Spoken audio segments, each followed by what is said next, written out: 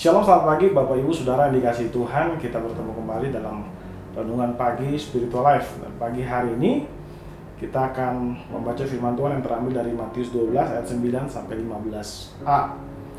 Judul dari perikop itu adalah Yesus menyembuhkan orang pada hari Sabat. Saya akan membacakan bagian firman Tuhan ini bagi Bapak Ibu Saudara.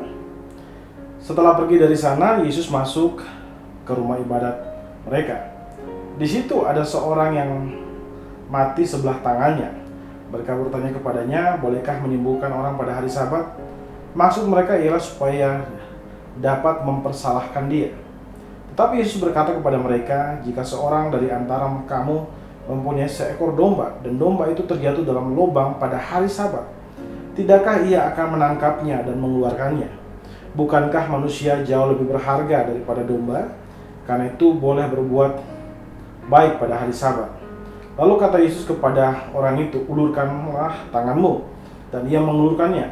Maka pulihlah tangannya itu dan menjadi sehat seperti tangan yang lain. Lalu keluarlah orang Farisi itu dan bersekongkol untuk membunuh dia. Tapi Yesus mengetahui maksud mereka, lalu menyingkir dari sana. Saudara dikasihi Tuhan, di dalam perikop yang baru saja kita baca diceritakan bahwa setelah Kristus berdialog dengan orang-orang Farisi tentang memetik gandum pada hari Sabat di ladang gandum, maka Kristus kemudian melanjutkan perjalanannya menuju rumah ibadah. Dan di sana Kristus kemudian menyembuhkan orang sakit. Hal ini tidak disukai oleh orang Farisi dan karena itu mereka bersekongkol untuk membunuh Yesus. Saudara, tentunya ada banyak hal yang bisa kita pelajari dari kisah ini. Namun pagi ini saya ingin menyoroti salah satu hal yang dapat kita teladani dari Kristus, yaitu tidak menghindari rumah ibadah hanya karena ada orang yang tidak menyukai kita di sana.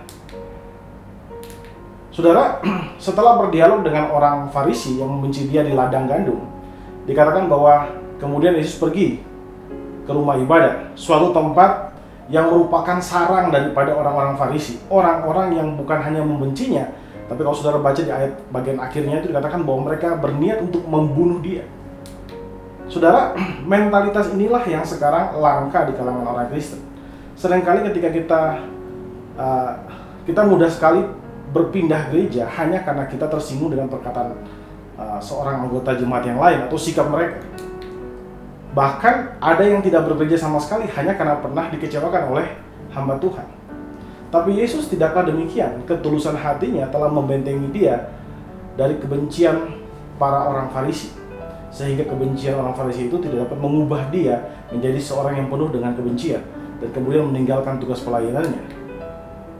Yesus sebaliknya dia tetap melayani dan dia tidak membiarkan kebencian itu mengganggu kehidupannya. Saudara, sebagai seorang pengikut Kristus, mentalitas inilah yang harus kita miliki. Jangan biarkan kesalahan orang lain membuat kita akhirnya tidak beribadah. Beribadahlah dengan tulus kepada Allah. Hal itulah yang membentengi saudara dari kesalahan orang lain. Dan ingat, bahaya dari kebencian orang lain bukanlah kemampuannya untuk melukai kita, tapi kemampuannya untuk mengubah kita menjadi seorang pembenci. Karena itu, kita mewaspadai hati kita menyerahkan hati kita ke dalam tangan Tuhan, khususnya Roh Kudus, untuk menjaga kita dengan ketulusan. Mari saudara, kita ambil waktu sejenak untuk merenungkan firman yang baru saja kita dengar. Saudara, apakah saudara memiliki kebencian terhadap orang lain? Jika ada, marilah saudara ambil waktu sejenak untuk mendoakan hal tersebut. Berdoalah agar Tuhan memberikan saudara kemampuan untuk melepaskan pengampunan kepadanya, sehingga saudara dapat hidup dalam damai sejahteranya Allah.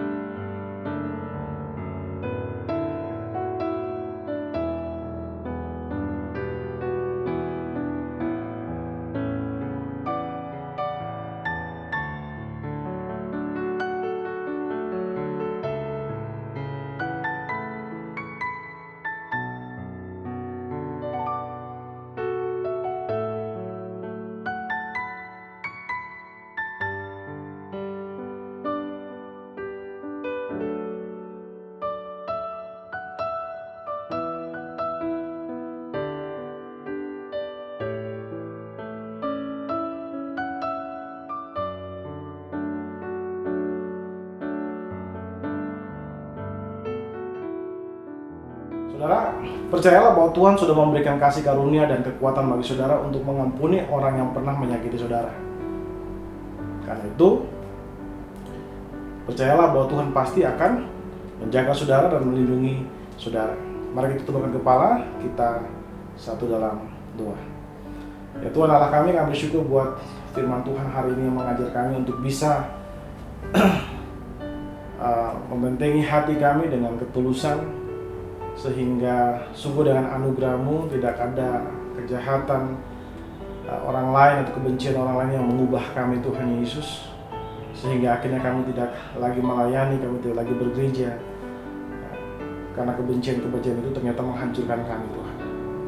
Tapi Tuhan kami bersyukur buat firman-Mu hari ini mengajarkan kami, mengingatkan kami Tuhan Yesus, jika ada yang mungkin kami masih menyimpan dendam kepada seseorang, bila Engkau berikan kepada kami kemampuan untuk bisa mengampuni mereka. Terima kasih Bapa, terima kasih Tuhan Yesus. Serahkan hidup kami hanya dalam tangan-Mu saja. Haleluya, amin. Amin. Bapak Ibu Saudara dikasih Tuhan, selamat pagi, selamat beraktivitas, dan Tuhan Yesus memberkati kita semua.